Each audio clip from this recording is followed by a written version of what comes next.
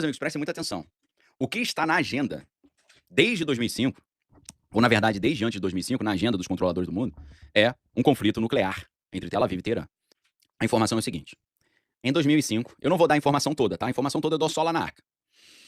Em 2005, um cara participou de uma reunião altamente secreta na Europa, uma reunião de alto escalão, pessoas de alto escalão do meio militar, do meio financeiro, tá? E nessa reunião foi apresentado um plano. E nesse plano estavam ali três coisas que eles estavam programando para acontecer, tá? E entre essas três coisas, a primeira coisa, que era parece que está fora de ordem, mas não, mas a primeira coisa é um conflito, o primeiro grande conflito entre Tel Aviv e Teherã, e vai envolver equipamentos nucleares, ok? Então, meus amigos, prestem muita atenção. O que está na agenda desde 2005, ou na verdade desde antes de 2005, na agenda dos controladores do mundo, é um conflito nuclear entre Tel Aviv e Teherã. É antes de 2005 porque nessa reunião eles falaram que já estava atrasado, já tinha que ter tido essa encrenca, tá? Então, como é que o conteúdo dessa reunião chega até nós? Um dos caras que estava participando dessa reunião, ele ficou 5 anos guardando essa informação entre 2005 e 2010. Em 2010 ele não aguentou mais e ele entrou em contato com um jornalista e ele revelou tudo para esse jornalista, tá? E o impressionante é que tudo que esse cara falou tá acontecendo, tá? Então, isso que a gente tá vendo agora, lá em território iraniano, já era um plano de 2005 que estava atrasado em 2005 e que vai envolver equipamentos nucleares. Tomara que não aconteça. Espero que não aconteça. Acho até que não vai acontecer. Se acontecer, vai ser uma exceção. Mas o que está programado, segundo essa informação, eu só falo qual é o nome do plano, quem falou isso, qual é o jornalista lá dentro da arca. Mas o que está programado para acontecer é um conflito nuclear em território iraniano e 99% das pessoas que estão vivas hoje no planeta nunca viram um conflito nuclear. A não ser quem tem mais de 90 anos, tá? Porque aconteceu em 1945 apenas. Ok? Então, meus queridos, a gente está falando de um conflito nuclear localizado, não é global. Ainda. É só no Oriente Médio. E segundo esse plano, depois desse conflito nuclear em território iraniano, vem uma nova crise sanitária, ok? E eles vão fazer tudo isso que eles fizeram em 2020 de novo. Mas o que eles fizeram em 2020, Daniel? Poxa, eu não acabei de explicar aqui. Eles usaram a crise sanitária para imprimir uma tonelada de dinheiro. Essa tonelada de dinheiro virou dívida para a população ter que pagar. E essa tonelada de dinheiro, em vez de ir em favor da população, foi para os cofres dos superpoderosos. Os superpoderosos aproveitaram que o mundo estava quebrado, saíram comprando tudo e digitalizaram tudo para que eles pudessem monitorar tudo que estava todo mundo comprando e vendendo, para poder não apenas saber quem realmente você é, mas também para bloquear a tua conta por algum motivo, tá certo? E para poder entregar para você diretamente do Banco Central, na mão da pessoa física, auxílio financeiro direto, renda básica e subsídio automático. De forma que, até aqui é o lado bom, de forma que agora entra o lado ruim. Quem não seguir as regras, perde o acesso. Por comportamento, consumo, opinião, né? Ou o crédito social, tá? Então, o que a gente está vendo aqui? A gente está vendo uma tendência dos bancos mudando o sistema para implementar o fim do intermediário humano, tá? A gente não vê mais agência bancária, a gente não vê mais gerente de banco, a gente não vê mais negociação com o ser humano, a gente vê o algoritmo decidindo tudo, tá? O sistema que vai passar a decidir se você pode ou não fazer alguma coisa, tá? E onde que a BlackRock entra nisso? Ela administra trilhões de dólares, ela assessora governos inteiros, ela gere uma quantidade de dinheiro tão grande, mais de 10 trilhões de dólares, que é maior do que o PIB de maioria dos países do planeta, e ela influencia políticas econômicas. Então, segundo isso, a BlackRock ela ajuda a estruturar o sistema mais centralizado, onde tudo vira um ativo financeiro, agora com a tokenização, tá? Então, o Go Indirect Plan, ele envolve o quê? Uma preparação, eles já sabiam que estava vindo uma crise sanitária, eles já tinham tudo pronto, e quem imaginou isso foi o presidente Donald junto com o Larry Fink da BlackRock. Você vê na apresentação que o Larry Fink fez do presidente Donald no Fórum Econômico Mundial, lá em Davos, na Suíça, na semana passada. Aí você fala, mas o que o Larry Fink tá fazendo lá? Meus amigos, o Larry Fink, que é o CEO da BlackRock, ele agora é um dos membros do comitê diretor do Fórum Econômico Mundial, tá? E ele lá, foi ele que ciceroneou o evento, foi ele que apresentou o evento, e na hora que ele foi apresentar o presidente Donald, o que ele disse? Ele disse, eu conheço o presidente Donald há mais de 20 anos, mas foi na época da crise sanitária que a gente se aproximou mais, e eu vi como é que ele era um grande líder quando ele tomou decisões muito importantes que ajudaram muitas pessoas. Ou seja, ele acabou ali explicando pra vocês que foi na época da crise sanitária que Donald Trump e o Larry Fink se aproximaram muito. Por quê? Porque eles já tinham tudo preparado para fazer aquilo que precisava ser feito. Vejam que o presidente Donald falando contra o Big Money, né, falando contra o Wall Street, naquela época, em 2020, 2019, o presidente Donald falava muito contra o sistema, né, contra o Estado profundo, contra o pântano, falava, vou drenar o pântano, mas na verdade, ele estava nadando no pântano. Falando contra o Wall Street, ele estava combinando com o Larry Fink o sistema para dominar tudo, né? Falando contra o sistema da saúde, foi ele que pegou trilhões de dólares e deu para as empresas de saúde fabricar aquelas substâncias que venderam muito durante a crise sanitária, você sabe muito bem quais são, né? Então, meus queridos, o plano é sempre aumentar a concentração do poder e a concentração de renda, digitalizar o dinheiro, centralizar as finanças e os megafundos tendo poder cada vez mais crescente. A maioria das pessoas ali inocente olha isso como aumento da eficiência. Olha que legal, agora tudo digital, não tem mais dinheiro físico. Olha que coisa linda. Mas na verdade isso aí é um enorme risco à liberdade, tá? Então, meus queridos, É preocupante essa história, né? Por isso que eu tô te mostrando como é que tá acontecendo. Em 2020, o presidente Donald, ele fingia que ele brigava com o sistema financeiro, com Wall Street, e estava trabalhando direto com eles. Agora ele nem esconde isso mais. Agora eles são completamente amigões, tá? Agora tá tudo junto. Porque naquela época, o presidente Donald brigava com o Vale do Silício, brigava com o Facebook, né? Google, YouTube, brigava com todo mundo. Agora eles já estão amigaços, né? E é claro que é só você lembrar da posse do presidente Donald lá no dia 20 de janeiro de 2025, você vai ver que a galera já tava super amigos, ok? Então, meus queridos, o que tá em jogo hoje, aqui, é que o mundo inteiro está esperando uma coisa, está se preparando para isso, mas existe uma chance razoável de acontecer exatamente o inverso.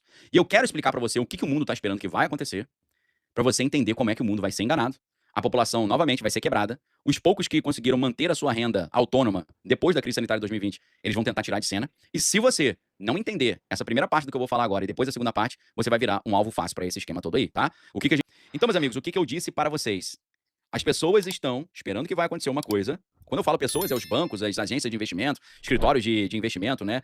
Boletins de análise de investimento e por aí vai, análise de mercado. Tá todo mundo esperando uma coisa, mas existe uma chance de acontecer o inverso e destruir todo mundo. Vamos lá que eu vou te explicar isso agora, tá? Eu não sei se você sabe, mas desde que o presidente Donald entrou no poder, ele tá numa briga direta com o atual presidente do diretor, perdão, do Banco Central, que é o Jerome Powell. Então ele chegou a entrar com um processo contra o cara, tá uma briga ferrenha entre o Poder Executivo norte-americano na pessoa do presidente Donald e o Jerome Powell, que é o diretor do Banco Central americano. Por quê? Porque o presidente Donald quer que ele baixe os juros. Só que ele não está com vontade de baixar os juros porque ele acha que não tem contexto para isso. Só que aí, meus amigos, eu não sei se você sabe, quem está cotado para assumir o Banco Central americano, tá? Quem está cotado para assumir o Banco Central americano, a gente ficou sabendo disso 4 dias atrás, é um cara chamado Rick Ryder, que é exatamente um executivo da BlackRock, tá certo? Então vejam só, meus amigos, a BlackRock já está agora controlando o Fórum Econômico Mundial, já está amigona do presidente Donald preparando o plano Going Direct 2.0, e agora eles vão emplacar um dos seus executivos mais top para o Banco Central americano, tá bom? Então, o que o mercado está esperando agora é que a BlackRock consiga emplacar um dos seus no Banco Central americano. E quais seriam as consequências disso? Ué, se o presidente Donald ele tá brigando com o atual presidente do Banco Central, que já está quase terminando o seu mandato, brigando porque ele quer que esse atual presidente do Banco Central reduza juros, ele não está reduzindo, é claro que um novo presidente do Banco Central vai chegar com a missão de reduzir juros, tá? Então a pergunta que a gente precisa fazer nesse momento é: com a troca da diretoria do Banco Central, existe uma tendência de queda de juros nos Estados Unidos. Como isso pode impactar o mundo e impactar o Brasil? Essa é a pergunta importante que eu quero responder para vocês agora, aqui na nossa conversa, tá bom? Continua acelerando no like, tá?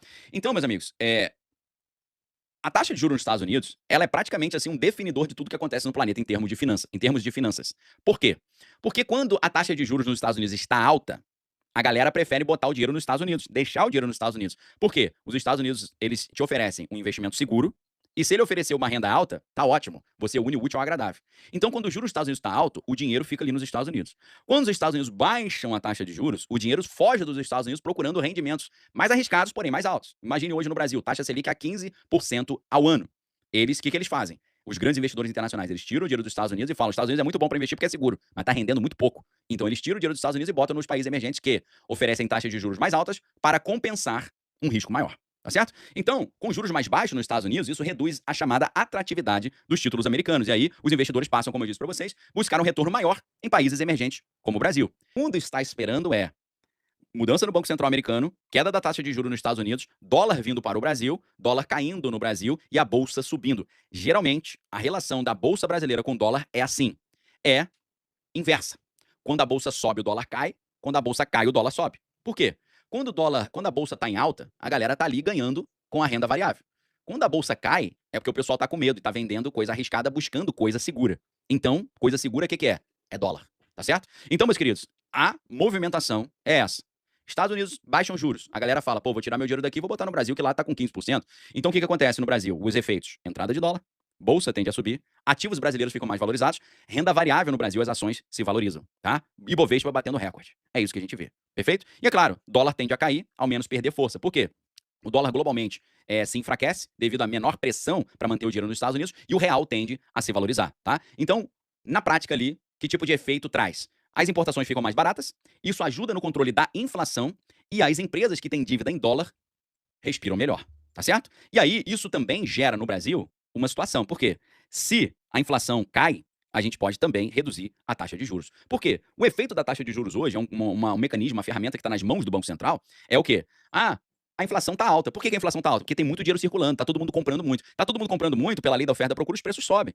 Então, o que o Banco Central faz no mundo inteiro para controlar a inflação? Ele aumenta a taxa de juros, faz ficar mais caro pegar dinheiro emprestado e faz ficar mais caro comprar coisas, como financiar uma casa ou financiar um eletrodoméstico. Então, quando eles aumentam a taxa de juros, a economia dá uma minguada, dá uma murchada. Quando a economia dá uma murchada, a inflação cai.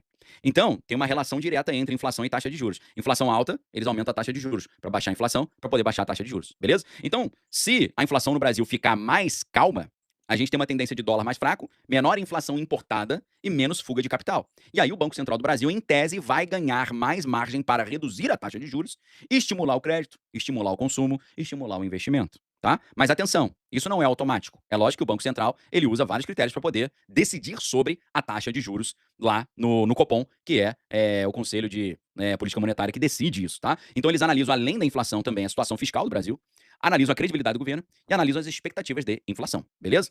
Então, nesse cenário que está todo mundo esperando, qual é o impacto no mercado brasileiro? Né? Quem vai se dar bem, beleza? Então, prestem atenção que eu vou falar uma vez só.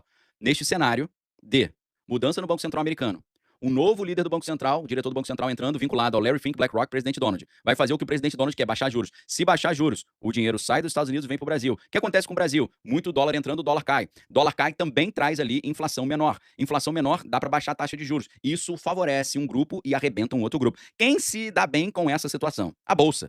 Tá? Bolsa cresce, especialmente varejo, construção e tecnologia. Por quê? Eu quero comprar 5 televisões e 2 geladeiras. Você vai financiar isso. Quando você financia, entra a taxa de juros. Se a taxa de juros está mais baixa, a galera sai financiando tudo. Beleza? Segundo, né? Por isso o varejo. Construção. Pô, eu quero comprar uma casa. A casa custa 2 milhões. Não tem 2 milhões. Vou financiar. Você vai financiar, você vai ficar debaixo da taxa de juros. Se a taxa de juros está pequena, tô arrepiando. Agora, a área de tecnologia também, porque fica tudo mais barato. Ok? Quem se dá bem também? As small caps. O que são small caps? Empresas menores que estão querendo crescer e para crescer precisam de um cenário favorável como esse, com juros baratos para pegar dinheiro emprestado. O que cresce também? Fundo imobiliário. Por que fundo imobiliário cresce? Poxa, tá mais barato os juros, tem mais gente comprando imóvel parcelado. E quem também se dá bem numa situação dessa? Empresa que tem dívida em dólar, porque a dívida tá menor agora porque o dólar tá mais barato. Essa galera se dá bem. Quem for para esse caminho aqui vai se dar bem. Agora, tem gente que se ferra nesse cenário. Primeiro, os exportadores. Se o dólar está muito caro, os exportadores se ferram, tá? E por quê? Porque eles, na hora de exportar, se dão mal. E os bancos, em alguns casos, também acabam se ferrando dependendo do banco, porque o spread fica menor. O cara fecha um câmbio lá e não consegue ganhar muito no câmbio porque o dólar está muito barato, tá certo? Então, meus queridos, prestem muita atenção. Isso aqui é o que todo mundo está esperando. Juros menores dos Estados Unidos, mais dólar entrando no Brasil, o dólar ficando barato, o real ficando mais caro, inflação menor, Selic, taxa de juros caindo, ativos brasileiros subindo. Só que aí, meus amigos, isso é o que está todo mundo esperando. Mas existe uma chance bem razoável de acontecer o inverso disso. E se acontecer o inverso disso, quem apostar nisso aqui vai se ferrar 3x4.